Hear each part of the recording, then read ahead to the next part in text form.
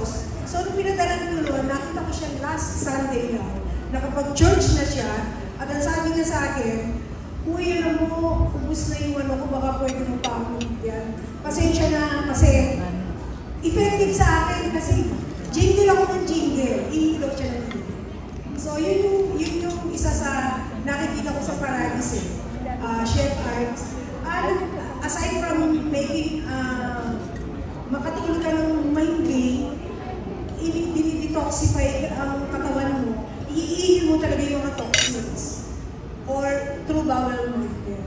Kasi ako na-experience ko, nag-normal lahat, pati yung aking medyo mataas na rin ang sugar ko. Mataas lang ng kaunti sa bowel movement. Pero we were given already the medications. Kaya, religiously, lagi ako nakaparalis ngayon. Especially pag bago matulog. Ang sarap ng tulog nyo, itry nyo. Napakahimbing. Talagang magugulat na pag-iisip mo, parang ang sarap ng tulog mo, relax na relax ka.